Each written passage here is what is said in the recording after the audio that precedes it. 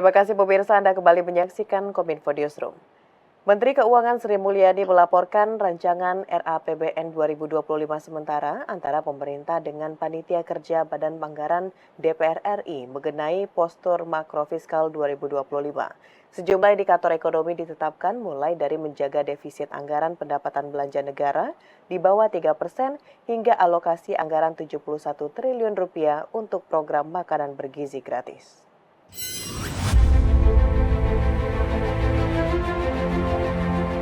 Menteri Keuangan Sri Mulyani menyatakan bahwa Presiden terpilih Prabowo Subianto berkomitmen untuk menjaga defisit anggaran pendapatan belanja negara di bawah 3%.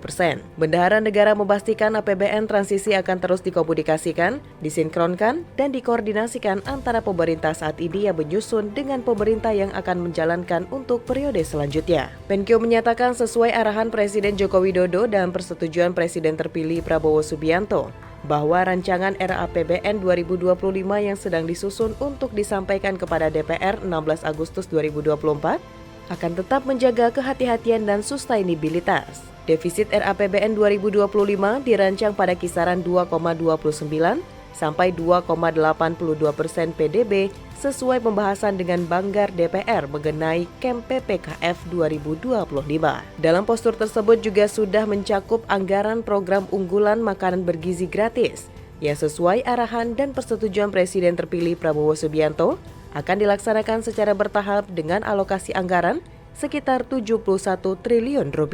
Koordinasi dan sinkronisasi penyusunan RAPBN 2025 telah dilakukan secara baik dan efektif pada tingkat teknis antara Kementerian Keuangan dengan tim Presiden terpilih, sehingga dipastikan tidak ada gap dalam komunikasi dan substansi penyusunan RAPBN 2025, sehingga transisi pemerintahan dapat berjalan baik.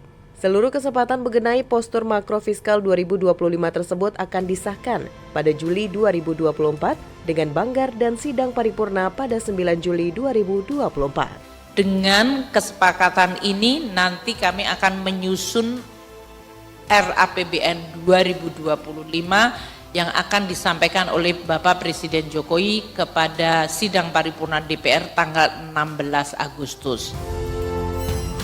Menteri Koordinator Bidang Perekonomian Airlangga Hartarto mengungkapkan keyakinannya atas ekonomi Indonesia di tengah ketidakpastian global. Airlangga menjelaskan bahwa sejumlah lembaga pemeringkat internasional telah memberikan asesmen positif atas ketahanan ekonomi Indonesia yang tetap mampu tumbuh positif.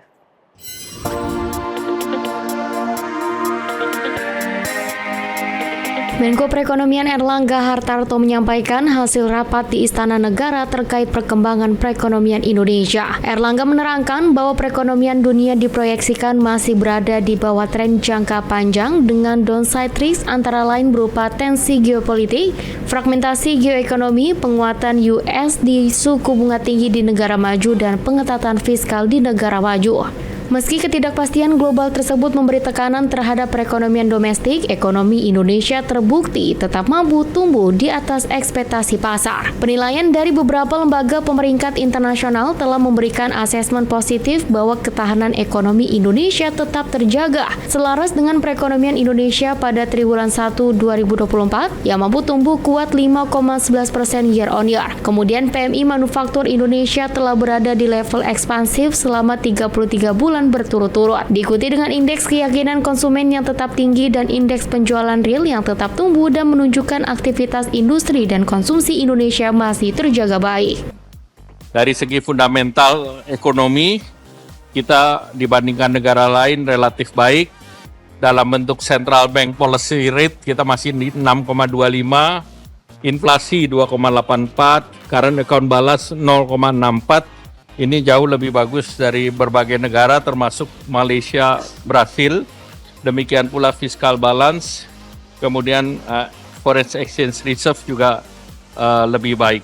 Sementara itu, daya saing Indonesia berdasarkan laporan IMD World Competitiveness tahun 2024 berada pada peringkat 27 dari 67 negara yang dinilai dan mengalami kenaikan signifikan dari peringkat 34 pada tahun 2023. Kenaikan peringkat daya saing tersebut juga dipengaruhi oleh kebijakan pada ekonomi domestik melalui implementasi Undang-Undang Cipta Kerja. Di sektor market, labor market Indonesia menempati nomor 2 dari 67 negara dan dianggap sebagai salah satu yang terbaik. Demikian pula di sektor labor market, kita nomor 2 dari 67 negara. Dianggap salah satu yang terbaik, tentu akibat adanya bonus demografi, dan kedua juga dengan Undang-Undang Cipta Kerja itu mempermudah untuk rekrutmen dan menyelesaikan perselisihan perburuhan, dan juga dianggap kita produktivitas lebih tinggi. Erlangga juga menuturkan untuk menjaga nilai tukar rupiah supaya tidak semakin terdepresiasi, pemerintah akan menerbitkan sekuritas rupiah Bank Indonesia dan sekuritas falas Bank Indonesia yang nantinya akan disinkronkan dengan penerbitan surat berharga negara dari Kementerian Keuangan.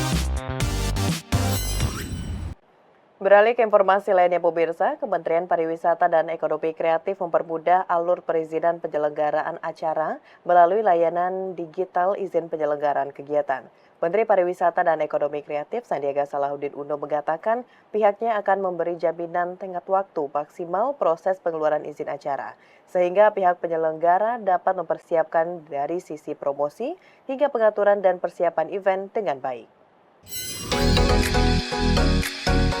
Kementerian Pariwisata dan Ekonomi Kreatif mengesahkan layanan digital izin penyelenggaraan kegiatan yang membantu masyarakat mempermudah izin pengadaan acara dengan jaminan pemerintah. Menteri Pariwisata dan Ekonomi Kreatif Sandiaga Salahuddin Uno dalam The Weekly Brief with Sandi Uno mengatakan bahwa layanan digital izin penyelenggaraan kegiatan acara ini akan memberikan para promotor jaminan tenggat waktu acara maksimal 14 hari kerja untuk acara nasional dan 21 hari kerja untuk acara internasional, sesuai dengan panduan yang telah ditetapkan dalam layanan digital izin penyelenggaraan event. Menparekraf pun mengimbau kepada para promotor acara untuk tidak perlu khawatir akan keterlambatan izin, karena pihaknya terus menggunakan panduan tenggat waktu agar tidak terjadi keterlambatan. Jangan sampai nanti kita sudah langsung berpikir ada keterlambatan dan sehingga tidak bisa memastikan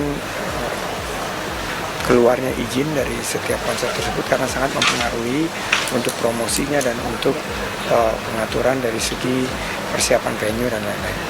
Jaminannya kita akan keluarkan 14 hari dan 21 hari, dan ini semua kita perintahkan semua jajaran untuk memastikan dalam 14 hari sampai 21 hari itu izin keluar.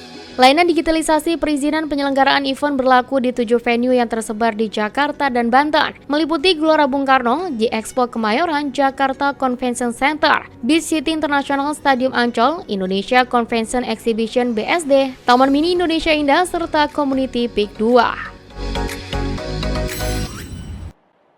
Pemirsa, usai jeda, Kominfo Newsroom akan kembali dengan informasi lainnya. Tetaplah bersama kami.